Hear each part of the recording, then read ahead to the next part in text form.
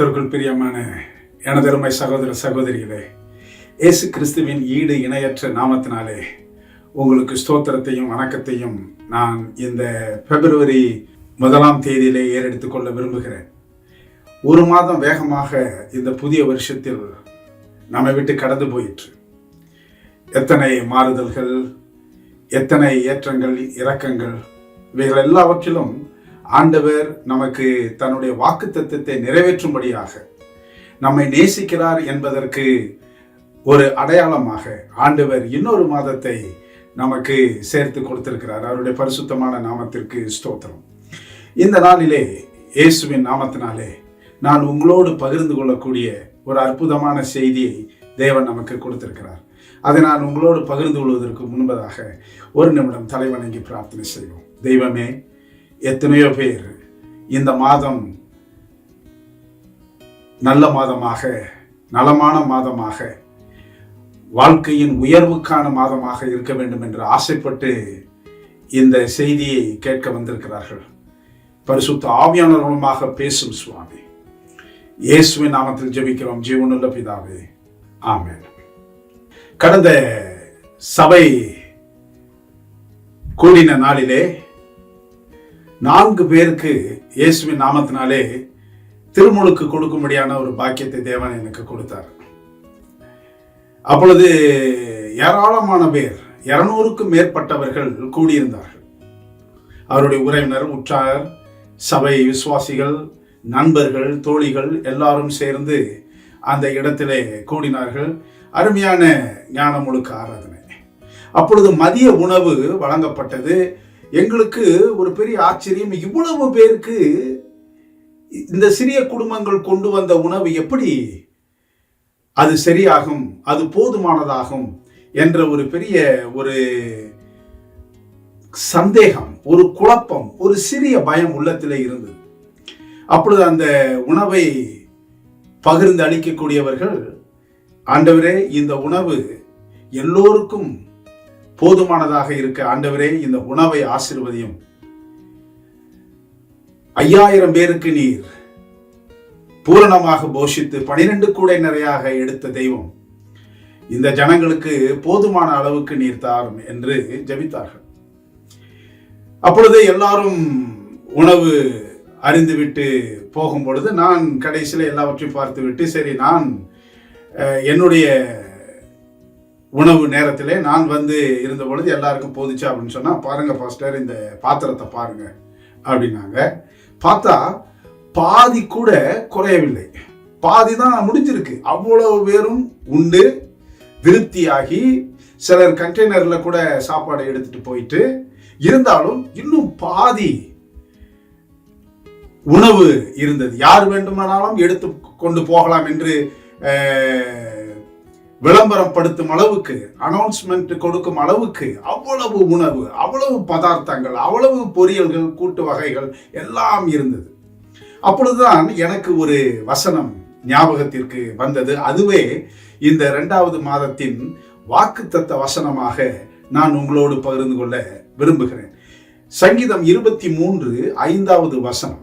சங்கீதம் 23:5வது வசனம் சொல்லுகிறது, என் சத்துருக்களுக்கு முன்பாக நீர் எனக்கு ஒரு பந்தியை ஆயத்தப்படுத்தி என் தலையை எண்ணெயால் அபிஷேகம் பண்ணுகிறீர், என் பாத்திரம் நிரம்பி வழிகிறது. இந்த கடைசி பதம் தான் இந்த நாளின் தியானத்திற்காக நான் உங்களோடு பகிர்ந்து கொள்ளக்கூடிய ஒரு வசனம். என் பாத்திரம் நிரம்பி வழிகிறது என்று. ஆங்கிலத்தில் அது இன்னும் அழகாக இருக்கும், மை கப் runneth over. இந்த மாதத்திலே ஒருவேளை சில சமயங்களிலே, இந்த ஜனவரி மாதத்திலே சில ஏமாற்றங்கள் உங்களுக்கு வந்திருக்கலாம். சில சமயங்களிலே குடும்பத்திலே ஏற்றத்தாழ்வுகள் வந்திருக்கலாம். சில சமயங்களிலே ஏனாண்டவரே இதை அனுமதித்தீர் என்று கூட ஒரு விரக்தியில் கேள்விகளை நாம் கேட்டிருக்கலாம். ஆனால் ஆண்டவர் தருகிறது, நீங்கள் என்னுடைய கையில் இருக்கக்கூடிய பாத்திரம், நீங்கள் என்னுடைய சமூகத்தில் இருக்கக்கூடிய பொற்பாத்திரங்கள், அந்த பாத்திரம் சாதாரணமாக அல்ல, அது நிரம்பி வழிகிறது. அப்ப நான் கேட்கிற ஒரு கேள்வி, ஏன் நிரம்பி வழிய வேண்டும்? தேவையில்லையே. எதுக்கு நிரம்பி வழிய வேண்டும்? ஒரு பாத்திரத்தை நான் கொண்டு வந்து தண்ணீர் ஊற்றுங்கள் அல்லது உணவு வையுங்கள் என்றால் அது நிறைய கொடுப்பார்கள், அல்லது அந்த டம்ளரிலே அல்லது கப்பிலே ததும்ப ததும்ப அந்த தண்ணீர் இருக்கும், நம்ம குடிக்கலாம், உணவு இருந்தால் எடுக்கலாம். ஆனால் ஏன் நிரம்பி வழிய வேண்டும்? அது வீணாகத்தான் அளவா போகும், அது தேவையற்ற முறையிலே வழிந்து ஓடுமே என்றெல்லாம் எனக்கு கேள்வி ஓடினது. அப்பொழுது தேவன், நீ நினைப்பது போன்ற அல்ல.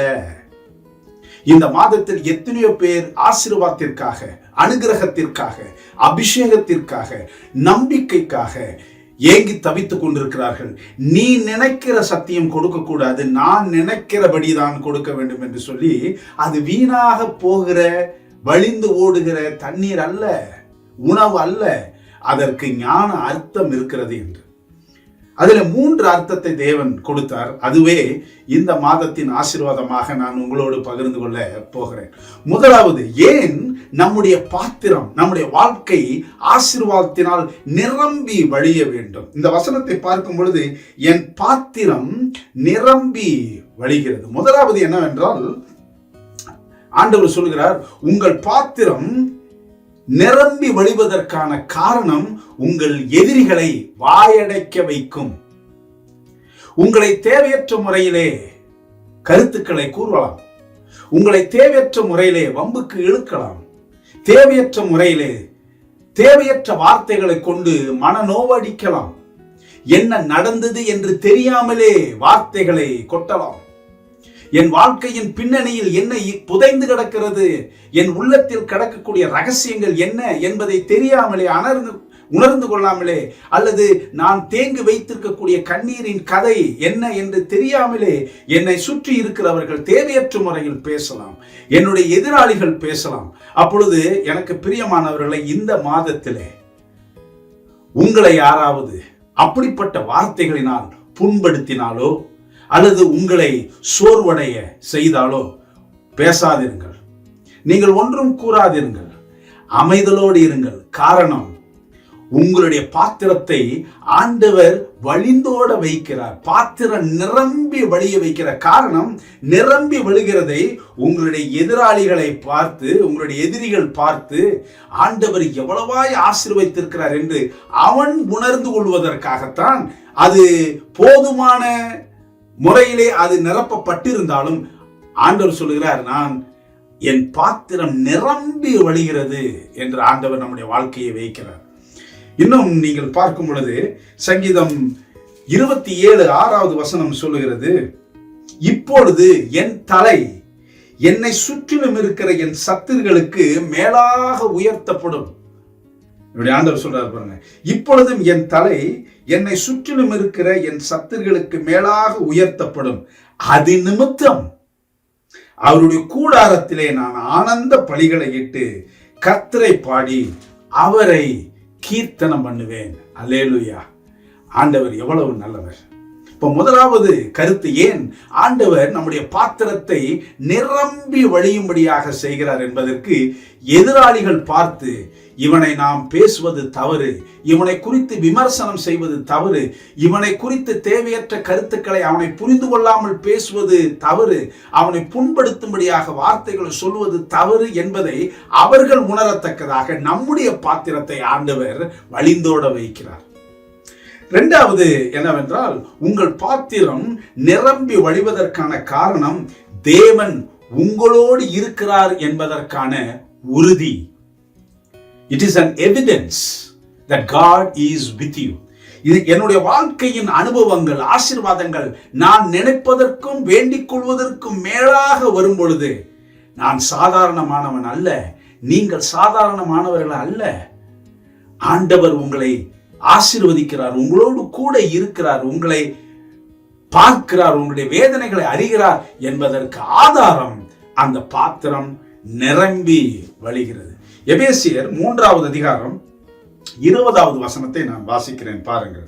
எபேசியர் 3:20 சொல்கிறது, நான் வேண்டிக் கொள்கிறதற்கும் நினைக்கிறதற்கும் மிகவும் அதிகமாய் நமக்குள்ளே கிரியை செய்கிற வல்லமையின்படியே நமக்கு செய்ய வல்லவராகிய அவருக்கு. ஆண்டவர் நாம் ஜெபிக்கிறதை கொடுத்தால் போதும் என்று எத்தனையோ பேர் நினைக்கிறார்கள். ஆண்டவர் சொல்றார், நான் அப்படி கொடுக்கிறவன் அல்ல. உன்னுடைய பாத்திரம் நிரம்புவதற்கு மாத்திரம் நான் கொடுப்பவன் அல்ல, அது நிரம்பி வழிந்து ஓடுகிற அளவுக்கு நான் வைக்கிறேன். என் பாத்திரம் நிரம்பி மாத்திரம் அல்ல, நிரம்பி வழிகிறது. அதற்கு காரணம் என்ன அப்படின்னு சொன்னது, அது வீணான காரியம் அல்ல.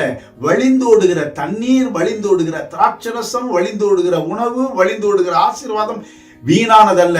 அது நீங்கள் பார்க்கும் பொழுது என் ஆண்டவர் என்னோடு இருக்கிறார்.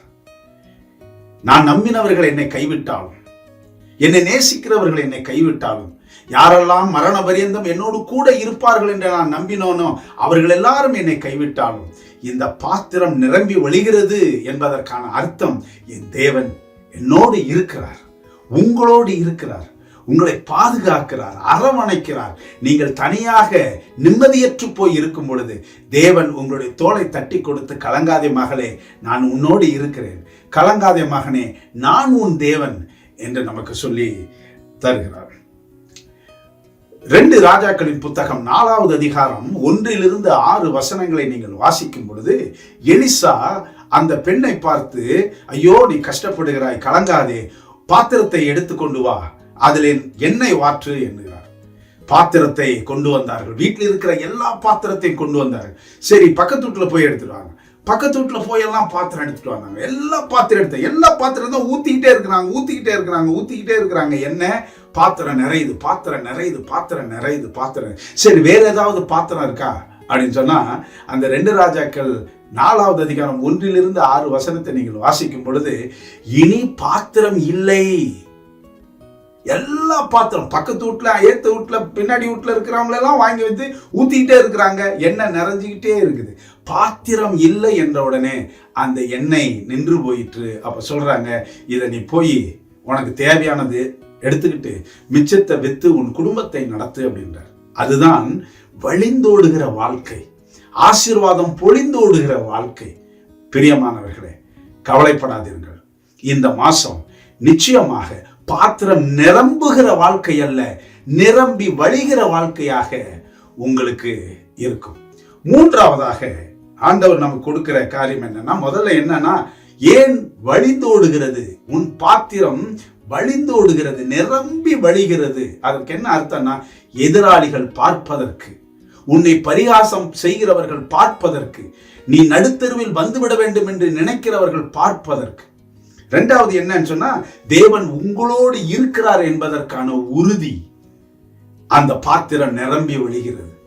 3வது என்ன தேவன் நமக்கு தருகிறார் என்றால், தேவன் உங்கள் பாத்திரத்தை கவனித்துக் கொண்டிருக்கிறார். God is watching over you.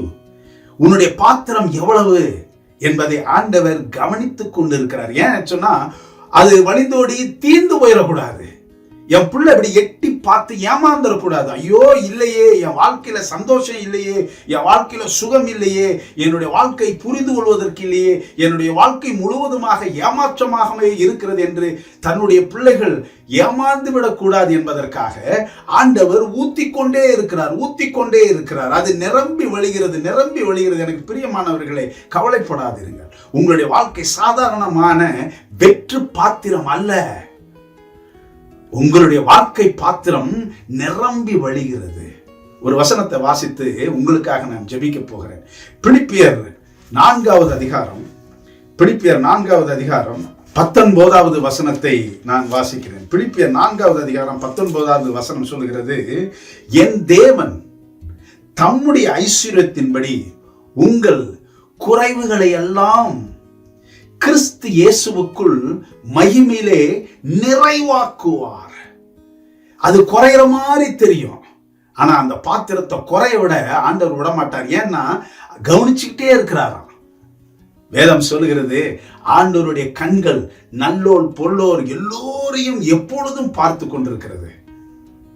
எனக்கு பிரியமானவர்களே, தேவன் உங்களுடைய வாழ்க்கையை குறைவாக விடுவது இல்லை. உங்களுடைய வாழ்க்கை குறைந்து போய் வெற்றிடமாக, பாலைவனமாக, ஒன்றுக்கும் உதவாத பாத்திரமாக ஆண்டவர் வைக்க போறதே இல்லை. ஆண்டவர் உங்களுடைய கண்ணீரை பார்க்கிறவர். ஆண்டவர் உங்களுடைய வியாகுலத்தை பார்க்கிறவர். ஆண்டவர் உங்களுடைய ஏமாற்றத்தை பார்க்கிறவர். ஆண்டவர் உங்களுடைய வேதனையை பார்க்கிறவர். கவலைப்படாதிருங்கள். உங்களுடைய பாத்திரத்தில் எப்பொழுதும் ஆண்டவர் ஆசீர்வாதத்தின் ஊற்றை ஊற்றிக்கொண்டே இருக்கிறார். அது நிறைந்தது என்றல்ல, வழிந்தோடுகிறது என்று சொல்லும் அளவுக்கு உங்களுடைய வாழ்க்கை ஆசீர்வாதமாக இருக்கிறது. எனக்கு பிரியமானவர்களே, என் சத்துகளுக்கு முன்பதாக நீர் ஒரு பந்தியை ஆயத்தப்படுத்தி என் தலையை எண்ணெயால் அபிஷேகம் செய்கிறீர். என் பாத்திரம் நிரம்பி ஒழிகிறது.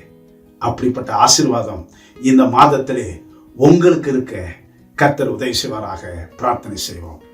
பரலோகத்தின் தேவனே, எங்கள் அருமை ஆண்டவரே, நான் பாவிதான், ஆனால் உம்முடைய பிள்ளைகள் ஆசீர்வதிக்கப்பட வேண்டும் சுவாமி. பிதாவே, அவர்கள் வடிக்கிற கண்ணீரை நீர் அறிவீர். அவர்கள் படுகிற வேதனையை நீர் அறிவீர். இயேசுவின் நாமத்தினாலே ஆண்டவரே, இப்பொழுதும் யாரெல்லாம் உம்முடைய அன்பு, உம்முடைய இரக்கம், உம்முடைய பரிவு, உம்முடைய ஆசீர்வாதம், அபிஷேகம் தேவைப்படுகிறது என்று ஏங்கி நிற்கிறார்களோ, தொடுமாண்டவரே, அவருடைய கண்ணீர் அவருடைய தலையணையை நனைத்து கொண்டிருக்கிறதே, அந்த தலையணையை பற்றி போகும்படியாக கண்ணீரை துடைத்தருளும் ராஜா. ஒரு பெரிய மாறுதல், ஒரு தேறுதல் அவர்களுக்கு வரத்தக்கதாக இயேசுவின் நாமத்தினாலே அவருடைய எதிர்பார்ப்புகளை சரி செய்து தாரும். இந்த ஜெபத்தை கேட்டதற்காக நன்றி. இயேசுவின் நாமத்தில் ஜெபிக்கிறோம் ஜீவனுள்ள பிதாவே, ஆமென். கர்த்தர் உங்களை ஆசீர்வதிப்பாராக. இந்த பிப்ரவரி மாதம் உங்களுக்கு நலமான மாதமாக இயேசு கிறிஸ்துவின் நாம மகிமைக்காக இருக்கும். தேவன் உங்களை வழிநடத்துவாராக. ஆமென்.